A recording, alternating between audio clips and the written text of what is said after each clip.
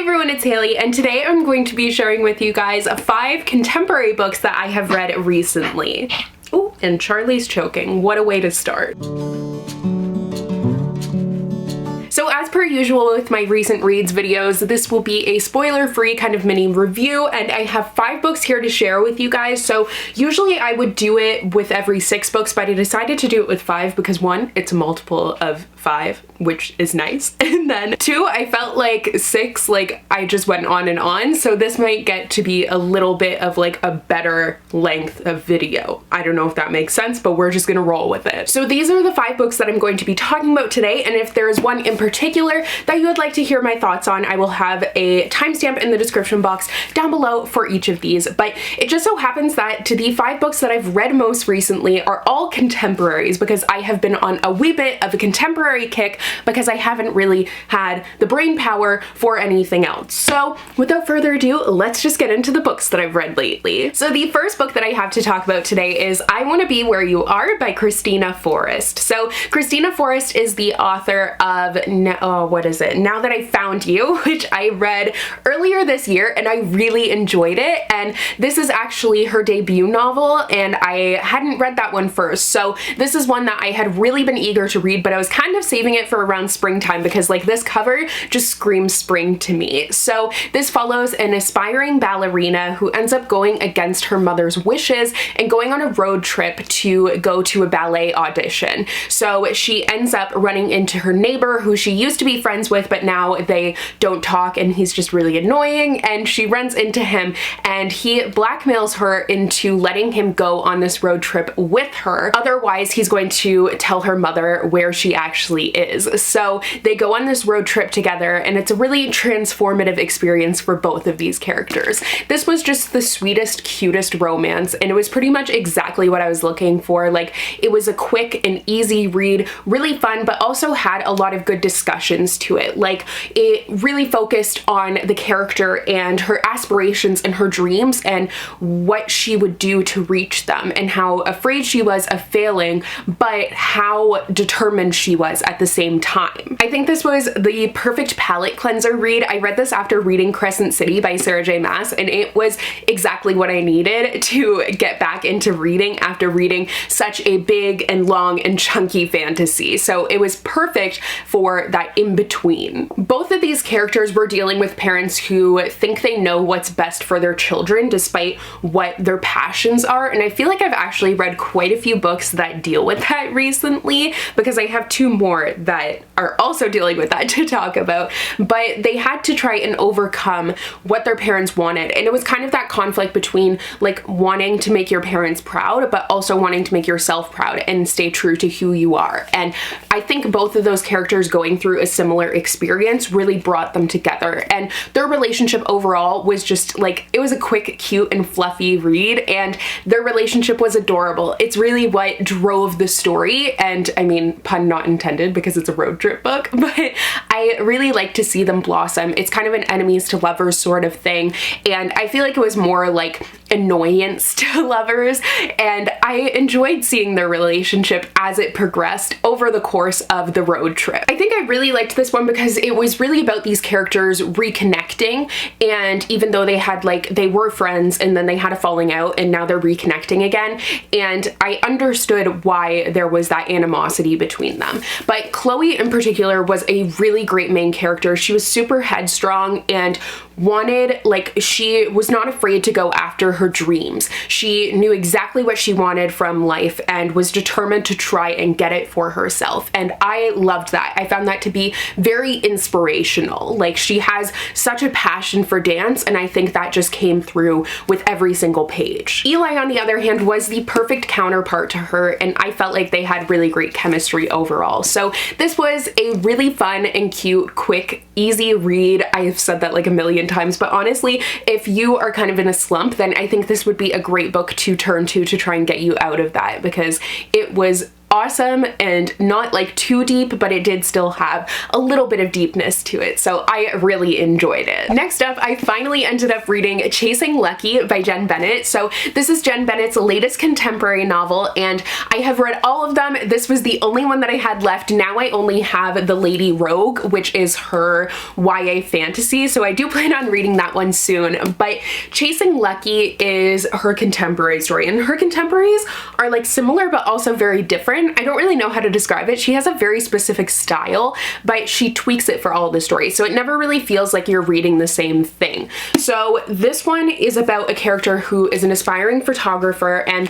her mother have been like nomadic their entire lives. They've been moving from place to place, but now they are finally coming back to their old hometown where they haven't been in a really long time because there's a conflict within their family. Like her mother and her grandmother do not get along at all, and they had to leave under like very bad circumstances years and years ago. So they come back to this town because her grandmother is on vacation, so they're going there to run the family bookstore while her grandmother isn't there. Now Josie kind of sees this as just like she's going to use this summer to try and get to her goal, which is to go out to California to be a photographer just like her father. And she doesn't really know her father. Her father is like a very famous photographer, and she has very minimal contact with him, but she wants to kind of try and make him proud with her love of photography, and she's trying to use this time that she has in her hometown to show that. Particularly, she likes taking photos of signs, which is kind of interesting,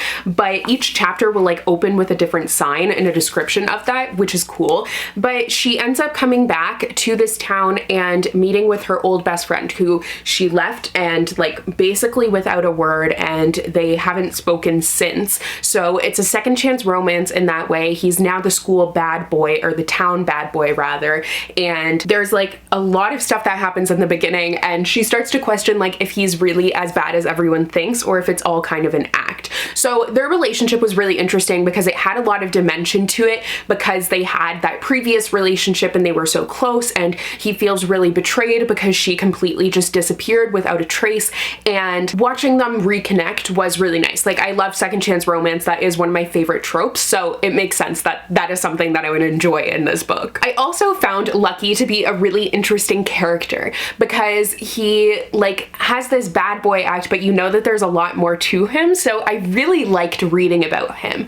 Josie could be kind of frustrating. Like she makes a lot of decisions that you're kind of like, why? So I did find her to be a bit annoying at times. Now, as much as I really love Jen Bennett, I do find that her stories can kind of drag, and I didn't find like this one was an exception to that. There were moments where I felt like it was a little bit longer than it needed to be. Especially this one, it's a very like slow burn romance, and I kind of have mixed feelings on slow burn. It depends, but I didn't really mind it, but it definitely is like a slower slow burn. So out of the books that I've read of hers, I would say this is one of my least favorite. Like it's probably the same as Starry Eyes, but this one I went into not really having any expectations. On the other hand, Starry Eyes, I did have a lot of expectations because people kept on saying they like loved it, and that just never really happened for me. So that being said, like it being one of my least favorite by her doesn't mean that it's bad. It is still a book that I really enjoyed. I do super enjoy her writing. I found that the romance, with it being slow burn, it took a really long time to get going, and then it kind of had an odd sort of fade to black quality to it, which was really weird and I didn't exactly care for. Like when I'm reading these books, I'm expecting a romance with a little bit more, like a little bit more emotion to it, but I felt like mostly I got the little bit more and not so much of the romance, and I kind of wanted the romance to be more of a focus to it. This book also has a lot of talk of sex positivity, which was nice to see, and there's also a really great character in Josie's cousin Evie, but I felt like she like kind of got the, I don't know how to say that, but like I wish she had gotten more screen time, if you will, in a different way, because a lot of it was like negative catalysts for things, and her boyfriend, like I mean her ex-boyfriend, is like a terrible person, and that's really when you got to see her. But I felt like she seemed like a great character, and I would have liked to see her in a little bit of a different light sometimes. Jen Bennett also writes about single parents a lot, I feel like, and in this case the main character had a really, like Josie had a really rocky rocky relationship with her mother, which I don't think you get to see a lot. Like, they get along, but she has some issues with her mother that she needs to work out. And I think in a lot of her previous books, the family situation has been like pretty idealistic and great. And I did like that that was a flawed relationship. And I also liked that Josie was a realistically flawed character. As much as she could be really frustrating and annoying at times, she felt very real. Jen Bennett also writes really interesting settings. Like, all of her books are set somewhere else and they totally transport you there. So in this case, I was completely taken away, swept away to this coastal, like tiny little New England seaside town. And it just like took me there. And I loved watching their friendship blossom into more, and the chemistry between these characters and the setting just amplified that even more. So all of it worked together really well. So overall, I did enjoy this a lot. While it's not one of my favorites of hers, I do think it's worth the read. I think it was a little bit more different than her other books. Like, I say that they're similar because they all have characters with interesting hobbies. They tend to have like a similar parental thing, and then they also all have an interesting setting, and then obviously a romance plot line. So that's why I feel like she has kind of a formula and works with that. And I'm not complaining about that. I just think it's really interesting. But in this case, I do think there were a bit more risks taken, which was nice to see. And I do think if you haven't read anything by Jen Bennett, they are definitely books that are worth the read. I also wanted to mention that apart from the family drama and like the relationship drama, there was also a lot of town drama, which was cool, which added to that setting because like it just felt like a real town with all of this age-old drama happening. So I forgot to mention that, but I do think it's worth mentioning. And this was a fun summer read. Next up, I picked up A Taste for Love by Jennifer Yen. So this is one of the many cooking-based romances that I have on my TBR. I actually have read another one that I'll talk about in a little bit, but I was a little bit let down by this one and I'm really sad about it. I don't think it like wasn't worth the read, but it did let me down a tiny bit. And I will get into that more, but first I'm going to tell you what the book is about. So this is a story that features a main character who her mother has certain expectations for her. Like, she has always been trying to set her up. She's always compared to her sister, and she's trying to get her to like find the perfect Asian American man that will please her. So she's trying to set her up with all of these different men, and she has a bakery as well. Actually, they have a bakery and a restaurant, and the bakery, they do this baking competition every year, and this year the competition actually ends up being a ploy to set her daughter up with one of the men, because her daughter actually loves baking. While they butt heads a lot, like her and her mother, baking is something that they can really bond over. So she is using that to try and get her set up with someone. So that is really what the the inside flap synopsis summary is focusing on. And I thought that the baking competition was going to happen way sooner, but it took a really long time to get there. And that's where I was kind of let down, is that I was kind of meandering around it and it just took so long to get to the competition. When it did finally get to the competition, however, it was really fun because it totally, like, I've only seen a couple episodes of like Great British Bake Off, I think it's the Canadian baking show is what they call it.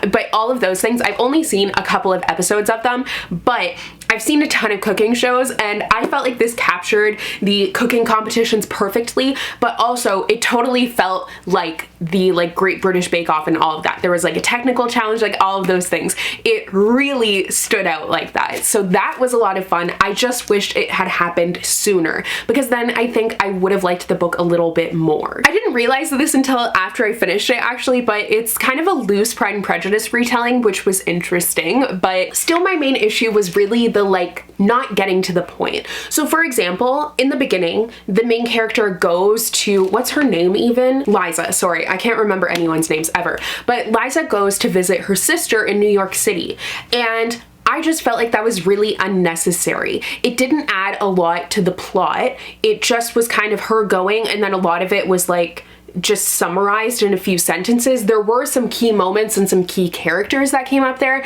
but I felt like it could have been done differently because I was kind of like, okay, when are we getting to this baking competition? Like, why are we in New York right now if there's not really that much happening here and it's not really a part of the plot. I don't know if that really makes sense, but it just kind of felt like it was there to fill some space, and I would have preferred to get to the competition a little bit sooner. I would have preferred if maybe her sister had like come to visit then, because she does come to visit later, but it just, I don't know. I didn't think it was necessary. The romance of this was really cute, and I loved the relationships that were focused on. So not just that romance, but there was also a lot of friendship and sisterhood, and that relationship with her mother was definitely really important. And it also featured a lot of the main character's culture, which was lovely. Like, all of the baking was fantastic. All of the cooking, all of that, I absolutely adored. And I loved how it had so much culture in it as well. All the food, like,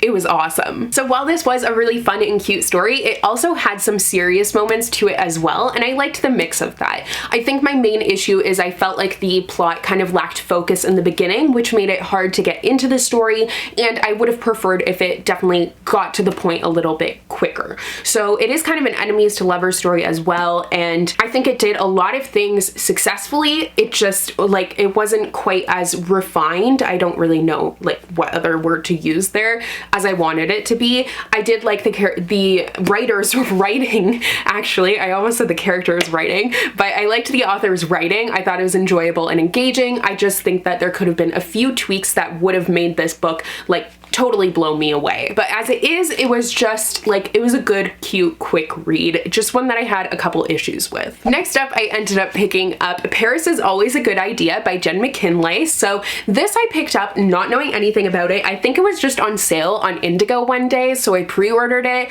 I don't really know, but I've never seen it anywhere. I hadn't seen it on Goodreads or anything, so I just decided to go for it because it's an adult romance that deals with travel. Like, that sounds awesome, and I think going into this with literally like no expectations ended up working out in my favor because I thought it was so cute and a lot of fun. It was a good mix of heart, but also like romance and cuteness. So it could get a little bit cheesy at times, but I didn't really mind it. You're following the main character. What is her name? Chelsea. You're following Chelsea as she is trying to find herself again. So she has kind of lost herself after the death of her mother, and she really has changed. She's lost the joy in her life. She has put herself into work, and that is pretty much it. So her family points this out, and she ends up going on this trip that she took right before her mother died, where she just felt her happiest, and she's trying to find that happiness again. So she goes to Ireland, France, and Italy, and there she's also meeting up with her ex-boyfriend. So it's kind of, it reminds me a little bit of Mamma Mia in that way, because she's meeting up with these guys that she dated in a very short period of time in all of these different places. So it's kind of like Mamma Mia 2, like Here We Go Again. I love both of those movies, so that was definitely a plus for me. But I love the fact that there was so much travel, like Ireland and Paris in particular and Tuscany in particular. Like, I was completely transported to those places, and that is exactly what I look for with a travel read. I want it to take me there, and it totally did. Also, the romance didn't go the way that I was expecting. I never would have guessed who the love interest ended up being, and I thought that was really cool. It's kind of an enemies to lovers sort of thing, and it was really adorable. Like, just a nice kind of twist, because I was expecting something totally different, and I think it was really well done and kind of like surprised me, which isn't really expected for a book like this. Mainly, I loved that you got to watch this character like have these romantic experiences, but also try and find herself again and go on this journey of self-discovery while going to all these different places. It was really nice to see her develop and like go through all the issues that she's having, but also have like a really adorable, steamy, cute romance at the same time. So that's why I say it's like equal parts heart and cuteness, and I think that was really well done overall. And the final book that I read, unfortunately, I actually ended up DNFing, and I'm really sad that this one didn't work out for me. Like, I'm absolutely heartbroken about it, but that is A Faux Love Story by Lone Lee. So I just wanted to love this book so much. I thought the concept sounded amazing. It's a Romeo and Juliet retelling. It features two rival Vietnamese restaurants, so the families don't get along, and their children, obviously because it's a Romeo and Juliet retelling, start to form a relationship and fall in love. And I just didn't like this one, and I got about 56% of the way through on my e-reader. I think that's what it said. It was like something around that, and I didn't want to continue, and I didn't want to force myself either.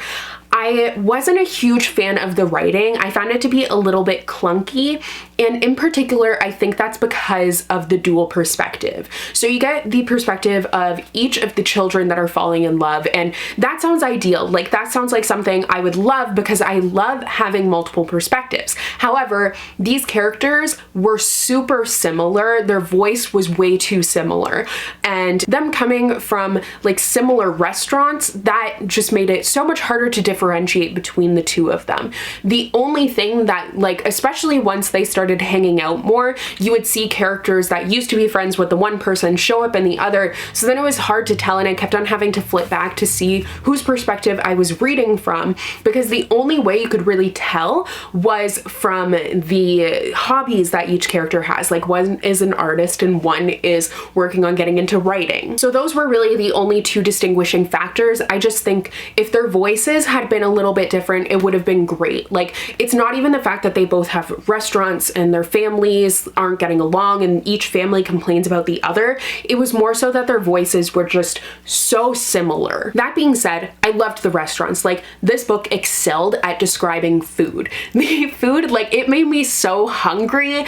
Oh my goodness, it like did such a great job of that. So I did love that part of it. I also loved how much the Vietnamese culture was at the forefront of the story. And in particular, the trauma that these people, like their families, have faced from being refugees from Vietnam after the war. And it really delves into that. And that was definitely one of the stronger points of the story for me. Now, the whole center of the story is kind of that conflict between the two families. And why are they rivals? Why don't they get along? And that's what's driving it, like the questions surrounding that. But I just didn't feel like there was enough else going on for me to continue with the story to get the answers to that. So the number one issue with this, apart from, like, I think maybe the dual perspective has something to do with it, because each perspective kind of started out with a summary of the previous perspective. So it just kind of got to be repetitive. But the pacing of this was so incredibly slow. Like, this is probably one of the slowest books that I have read. It was just like, it really dragged on, and the pacing just, that kind of killed it completely for me. Because I think if the pacing had been a little bit faster, I would have been able to push through, but that just, like, it was kind of boring because of the pacing. I also felt like, while the characters, like, their romance was cute, I think it was more so the idea of it, the execution just kind of fell a little bit flat for me, because I found that each of the characters were kind of flat. Like, I kind of preferred Lynn more so, because I felt like she more so knew what she wanted from life, and that kind of gave her more footing. Meanwhile, Bao, I think, just didn't really know what he wanted. So not that that's a problem, but I just don't think it made for the best characters to read. I just felt like with the characters not really doing much for me and not much of a plot line to be driving the story, I felt like I was just like trudging through the whole thing. So it didn't seem like it was worth it to me to get through the whole thing. I think this just wasn't for me. Like, I don't think it was a bad book. I think there will be people who enjoy this. Maybe the audiobook will work a little bit better. Like, I was alternating between the two, but I didn't want to force myself to listen to the rest of the story. So I ended up DNFing it, but I do think that it's a really important story at the same time. I think a lot of people will see themselves in it, and I think that's great. It just didn't work out for me. But like I said, like, it wasn't all negative. There were some real positives to it, but for the most part, it was kind of outweighed by those negatives. Okay, so those are all 5 of the books that I have read recently. If you have read any of these, I would love to know your thoughts on them, or what you have read recently. I would also love to know that. So thank you so much for watching today's video. I hope you guys enjoyed, and I will see you in the next one soon. Bye!